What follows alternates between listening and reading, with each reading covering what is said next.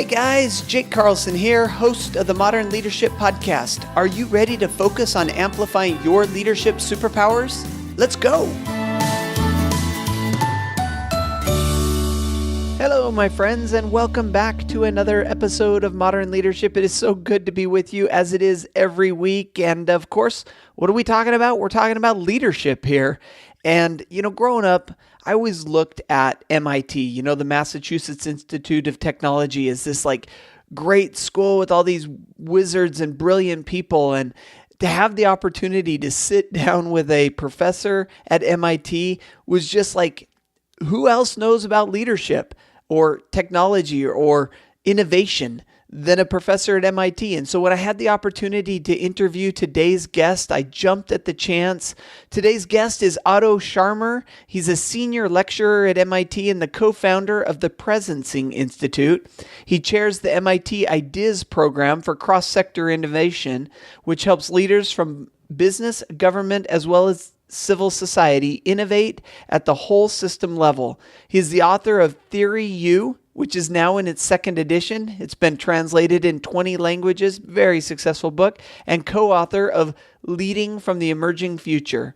In 2015, he co-founded the MITx u.lab, a massive open source online course for leading profound change that has grown to more than 100,000 users from 185 countries. And of course, his newest book, The Essentials of Theory U, Core Principles and Applications. I think you're really going to enjoy this, so let me bring on Otto Scharmer. Otto, great to have you with us on the show today. It's so fun to talk to an MIT professor. I got to be honest with you, this is the first interview that I've done with an MIT professor, and I want to ask you how that came about. What's your background? What's your story? My background is, I guess I got here by accident. Basically, I was interested in, I came here in the mid-1980s, and I was actually interested in organizational learning. So how to help organizations to innovate and to learn. And back then, there was a best-selling book that really didn't invent that topic, you could say, but it greatly popularized it and brought it into the boardrooms of global corporations all over the place. And that's kind of Peter Senge's fifth discipline, the practice and the art and practice of learning organizations. And what made me really come here to MIT is the focus on innovation and application and learning by doing. So rather than doing abstract research at the MIT Learning Center, it was sponsored by 12 global companies. And these questions, how do organizations learn and how do they innovate and collaborate more effectively, actually was conducted by working together and running experiments. And that's really what brought me here. And, I got stuck, right? So I was never able to move on. And it's interesting. So also, I think that the title of your show is around leadership, right? And yeah. I'm just now coming out of a meeting of the leadership faculty here, the Leadership Center at MIT. And so there was, once in a while, kind of you have a new director coming in, and then so what are we trying to do, and what's the focus, that kind of conversation. And one of the conversation topics on the table is, should we still call it leadership or something else? And I think that's like an interesting indicator for what we are talking about, that, at the current MIT Leadership Center, you have a conversation, should we call this thing leadership or something else? Well, let's peel back the curtain a little bit and tell us kind of how that conversation went. Was there a conclusion or was it just a discussion? No, it's a discussion. It's work in progress. It's no conclusion yet. But I think the maybe more interesting than what the actual conclusion in this case will end up being is why is it a question in the first place? And I think when you look into the landscape of leadership, I have been, I'm working with different organizations and governments, big and small, sometimes more traditional companies or governmental organizations, and sometimes more on the startup and more innovative side of things. And what I'm noticing is kind of to some of the audiences I'm working with, you can use the word leadership, and in others you can't. So instead of leadership, you would use words like change maker, pioneers, kind of basically, I think change makers is kind of the most widely used. And one of the thoughts that we talk about on this show is that leadership is influence. Was there any conversation about leadership being influence or using that as kind of a synonym? Yeah, no, definitely. I think influence and change making, that is certainly at the core of that. I would say there are like three main criticisms of how leadership currently is experienced, and I'm sure that many people kind of listening to this show kind of will resonate with that. The first one is that way too often leadership is seen and taught, particularly at business schools, as only the feature of an individual rather than a systemic feature. So in other words, it's kind of it's a characteristic of a person rather than the capacity of a system. And secondly, kind of it's hierarchical. So when you talk about leadership or leaders, most people associate that with the person at the top. And that is not really in sync with many of the challenges we face in organizations today, which really require you to do something very different, which is distributed leadership, which is kind of a leadership as you could say, what is leadership? Leadership is the capacity of a system to sense and realize its best future, right? So it's the capacity of a system to change, kind of to sense and actualize its best future. And so it's the capacity of a system. It's not just kind of what one person does or doesn't do. And everyone who works in a real organization, of course, knows what a single person can do in an organization today is very little. For all the more complex challenges that we face, it's a much more complex phenomenon. And in fact, kind of in most even middle and upper management jobs today, the same phenomenon is true, which is that you cannot successful in your job unless you manage to influence people outside of your control. So not people who report to you, but people in other parts of the organization, so that they change their behavior one way or another. And so if you can't use hierarchy for that, and if say you can't bribe them with money, what's left? It's basically the quality of your relationship. It's the quality of your communication. It's the quality of your listening. I think that's kind of the main asset that we have and that we try to cultivate. And that's why leadership in many contexts today looks very different than maybe in the past it has been conceived of and taught. And as you were talking about this, that was the thought that was going through my mind is how has leadership shifted over time? Because the first thing that you talked about as a criticism of leadership is that it's sole, it's single, it's one person. And I would agree with you. I think that's maybe a little bit slower to change. I think that still there's this perception that leadership, that there is a leader and then there's followers. But the second one where you talk about hierarchical, it almost seems like that has over the last, let's say 10 or 15 years, been a topic of conversation. A lot of authors are writing about, being able to lead from the bottom up or being able to lead from, 360-degree leadership and things like that. Now, what was the third criticism of leadership that that we're facing? I think the third one is that it's missing the purpose. Leadership for what, right? And when you look at what great leaders do, almost all examples that come to mind, you see individuals or groups or communities of leaders who are inspired by a purpose, inspired by the passion around what they do. Think about Steve Jobs, think about Nelson Mandela, think about many other people. So, but that's,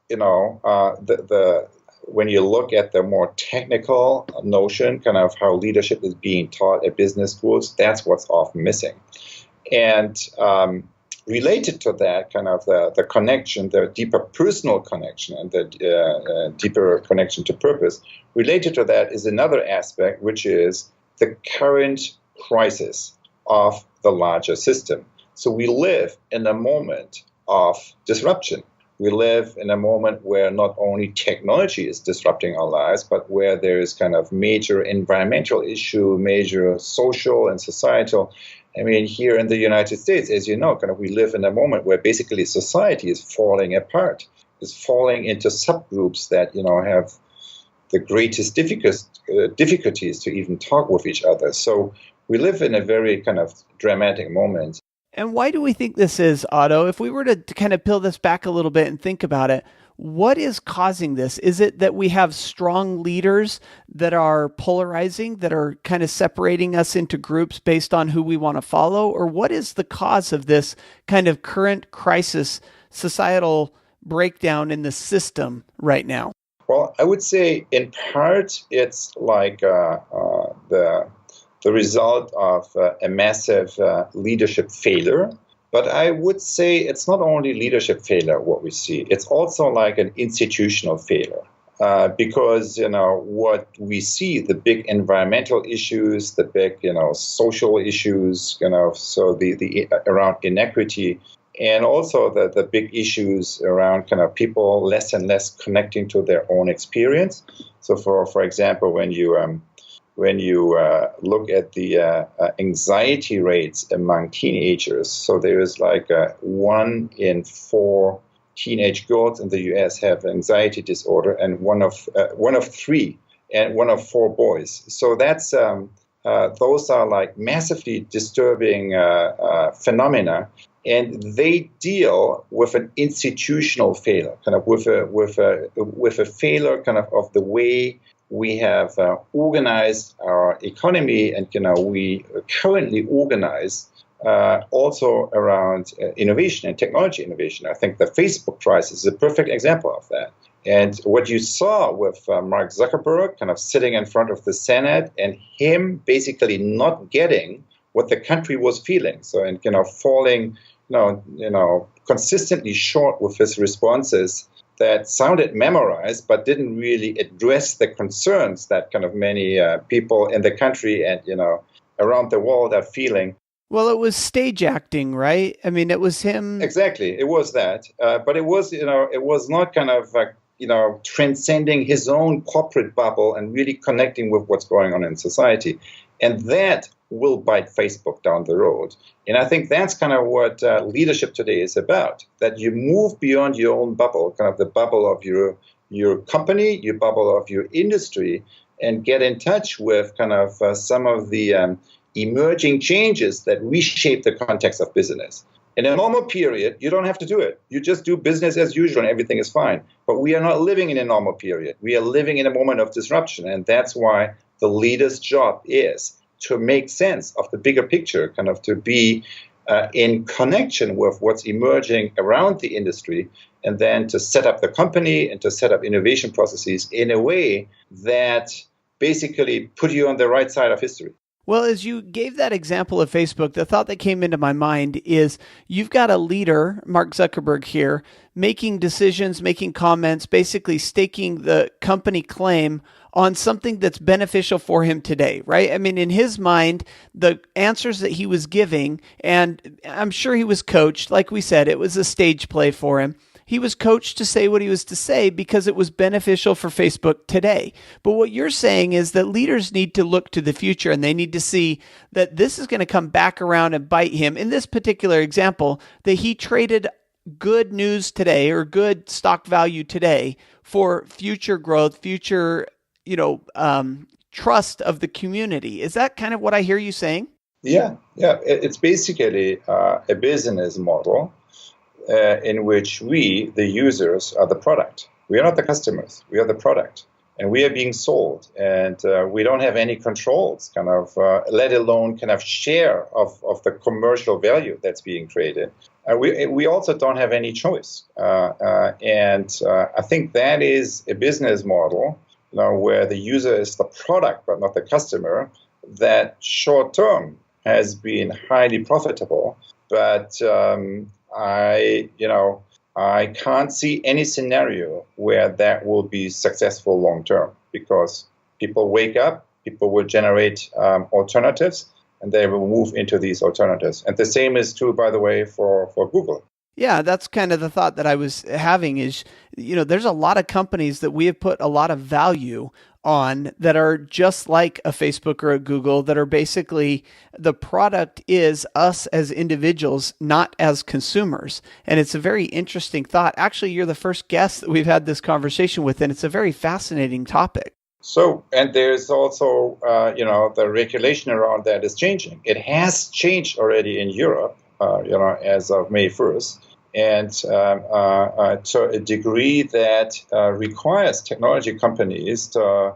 It's no longer good enough to kind of absorb all the data and then do whatever you want with it, but you need to basically kind of the privacy rights of the users and whether you really need something for kind of the particular function you try to deliver with your app, that needs to be pre-thought and needs to be designed into the process. It can't be an afterthought after you have created your app. So it's basically creating a slightly more equal playing fields between the users and the privacy rights and data rights of users and the big global, the big data and big tech companies.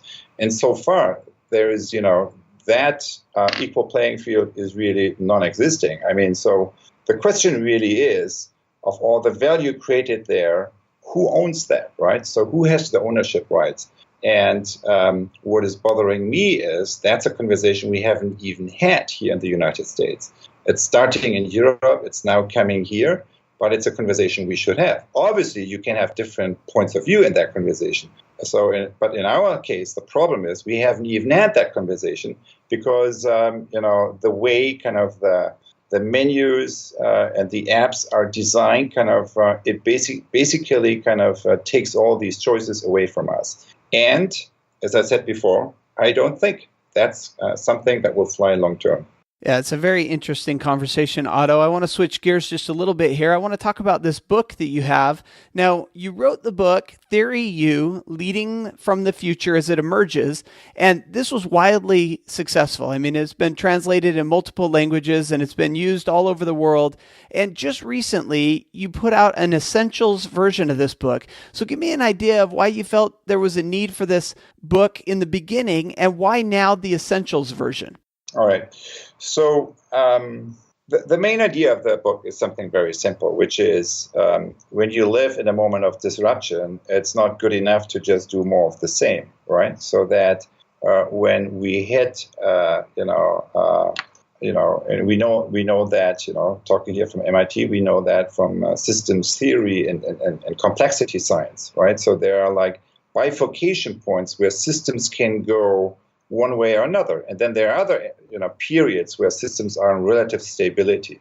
So we are kind of at one of these bifurcation points where kind of small causes can have kind of big impacts into the future one way or another. And when we hit these disruptive situations, I think, and that's something I learned from following many innovators, what really matters is your capacity to sense into emerging future possibilities. It's not enough just to extend the trends of the past. To really kind of get in touch with the future is also not enough to just be a smart guy, kind of to just have a lot of IQ. What's really necessary is the EQ.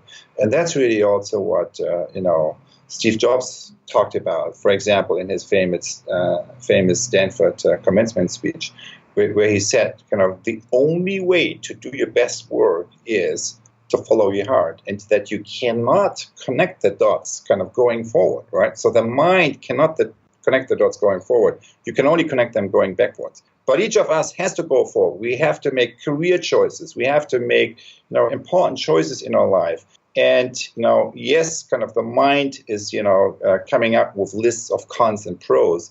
But at the end of the day, we need to listen to the voice of the heart. Or I would say, kind of based also on my own experience, kind of we need to listen to the kind of energy we are feeling in one situation or another.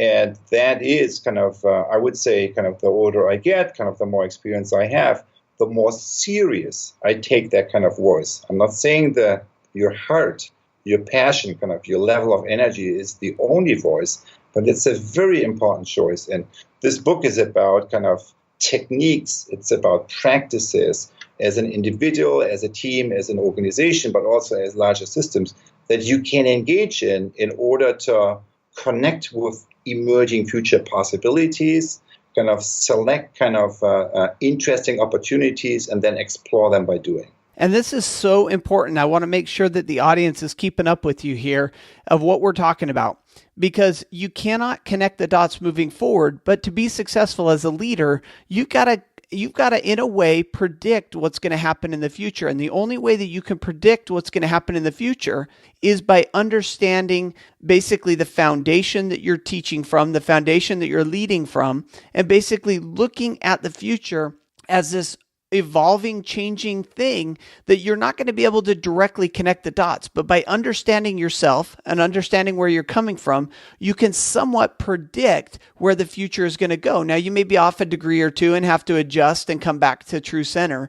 But the idea is knowing exactly where you're trying to get so that as the future evolves and opens, that you'll be on that path. And I love this concept. So now you've taken this book, which was a massive book, I mean, nearly 600 pages, and you've worked on this essentials version. So tell us about this for a minute. Yeah. So, I have heard that from many people. So I love this stuff, kind of that really changed the way kind of I lead, or it made me a lot more aware of kind of when I'm kind of performing my best leadership, what I'm actually doing. And I only wish it was kind of there was a smaller version of that I could give to my boss, right? So I heard that many times, and so I put it into a version that's smaller, kind of a little bit more personal, also with my own stories and practical in terms of organization practices and examples. And I think it will fit that need very well. And so you mentioned, when we talked a minute before that, in the audience, there's also many people, many of you kind of in career situations where you consider options and, where you do I stay in the same job? Kind of, do I move some other place? And when I kind of would apply the U process to that kind of situation, I would, recommend like three things. The first one is put yourself into the places of most potential, right? So that's kind of the sensing part. It's kind of the observe part. You should, so in order to, make a list of, given the situation you're in, make a list of, say, the top 5 places of most potential. Places that if you would connect with them could help you, could teach you most to figure out what maybe your next step is and how to get there. So that's kind of, and then you make a list, and then maybe every other month or so you take a trip to one of these places. Basically a deep immersion experience, kind of where you, and usually that is to the edges of your own system, right? That may be an organizational system, or maybe at the edge of your own industry. And the moment you put yourself, at the edge of that system, kind of new possibilities, and you listen with your mind and heart wide open, kind of new possibilities will show up. So that's the first thing. The second thing is what you talked about, and it's basically kind of you talked about knowing yourself, right? So it's about deep reflection practices. It's about that's what I've heard many of the great innovators and great leaders are actually doing. You take you create practice for yourself. What is a practice? A practice is stuff you do every day. For example, kind of you get up a little bit earlier in the morning, and then you use the stillness of the first hour, or maybe it's just the stillness of the first 20 minutes for an intentional practice. Kind of, some people meditate, some people pray, some people just sit in stillness in nature. Whatever practice you develop for yourself, but it's something. It's an intentional space where you basically tune out everything that isn't essential, and you tune into those few things that are essential for you. So that's kind of grounding. That's kind of a practice that helps you to align your attention with your intention. And as a leader, that, energy follows attention, right? The energy of the people around you, right, is moving where your attention is. So when your attention is on avoiding the bad stuff, all the energy is, moving to the bad stuff. If your attention is on your intention, on the future that you want to create, that's where the energy will be going. So it really matters. And then the third practice is really the prototyping, right? Kind of the learning by doing, kind of creating like the principle of 0.7 or 0.8, right? That you create kind of a small prototype of the future that you want to create. It's kind of some little baby step that allows you to generate feedback from other stakeholders relevant to the future that you want to create, which then helps you to iterate what you're doing. And this is the real difference between like academic learning, which tends to be more theoretical, and practical learning, which tends to be, where you actually go out and implement or apply some of the things that you're learning and actually put them into practice. And you're going to realize that in game time situations, the ball doesn't always bounce the way that it does, in practice. And it's a matter of just getting out and exposing yourself outside your comfort zone or outside. When you start to feel that chaos in your life, that's when you start to recognize the opportunity to move and adjust and to go forward. And what you're saying, and it was actually the one question I wanted to ask you, if I could identify, Otto, one question I wanted to ask you, it was this difference between the awareness of your attention versus your intention. And I love that conversation. Now, our time is running just a little bit short. I know that we got to let you get back because you've got classes to lead, lectures to do, and all sorts of stuff. But before we let you go, how can we find out more about you? And also, what's a last bit of advice or suggestion you have for us to implement today? Okay, so a way to find out more about me is very simple. It's like my homepage, ottoscharmer.com. There's a lot of useful links, small videos or links to free resources also. The second one, obviously, is also the book, The Essentials of Theory U, which there is also a link, I guess, on my homepage. And I would say a third useful resource is the website presentsing.org. Presentsing is with a C, so presentsing.org. And that's an institute that I created and that just launched a really interesting new initiative called Transforming Capitalism Lab. So it's it's a joint venture with HuffPost, the biggest online news media organization. And what we try to do is to find really interesting entrepreneurs, innovators, folks who in key areas of innovation that could lead to a new type of capitalism, that's more environmentally sustainable and also inclusive for the well-being of all. That could create interesting new ways of operating. So we feature these innovators, we make their tools and their stories more visible there. That's Transforming Capitalism Lab. So those are like three online resources. And if I would say in terms of what can I do as an individual, I would say probably my first advice would be to create a personal practice, something, we live in a crazy world, reflection time is basically taken away from us left and right. So create a practice where you unplug, where you basically hone in on whatever is most essential for you, what really is your deeper intention in your life. And, I personally believe a lot of leadership is really about the power of intention. So that if you clarify the intention that you try to be in service of, then this intention goes out into the world and, creates opportunities for you.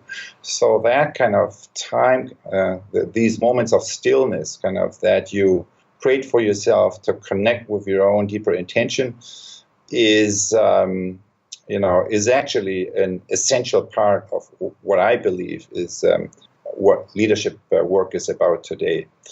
And, if there is a second thing, I would suggest then probably pick one other person, one good friend or one other person you would like to have an interesting conversation with. And try to, engage in a deep listening kind of conversation and dialogue. There's on the websites that I mentioned, there are many methods and tools for that, or environments. So there is kind of a lot of support there. But, I think my own experience, the experience of many leaders that I have been working with, is at the end of the day, you cannot do transformation alone. You need kind of a trusted partner in that. You need kind of trusted conversation partners who have the capacity for deep listening, for listening with your mind and heart wide open. And if you create an environment for you where you have 2, 3, 4 people, often it's a circle of friends. Usually these circles are not bigger than 5, 6, max 7 people. I think that is a real asset for helping you to deal with some of the toughest challenges that we all face. I absolutely agree with you, Otto. I want to take a minute just to thank you for coming on the episode today, offering so much value. Your conversation of putting your attention where your intention is so vitally important. We're going to link all of those resources up on the show notes so all the listeners can go find them. And again, thank you for spending time with the Modern Leadership audience today. Thank you, Jake, for having me on.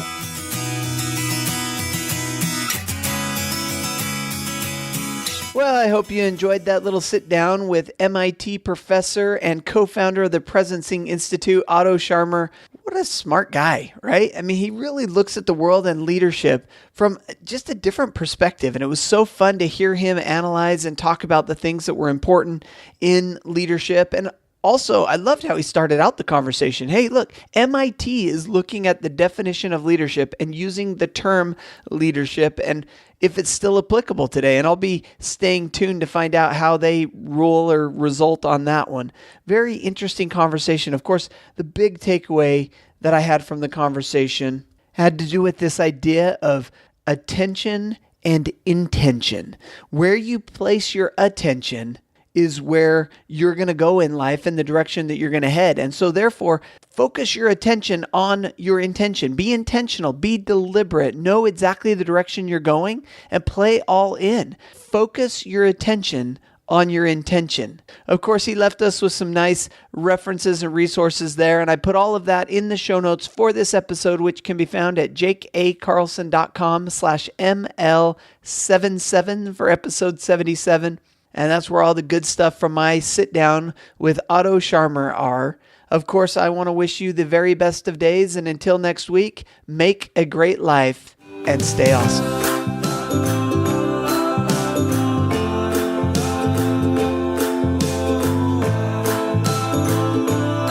Thanks for listening to the Modern Leadership Podcast. You can find me on Facebook at Speaker Jake, on Twitter at Jake A. Carlson, and of course the website, jakeacarlson.com. See you there.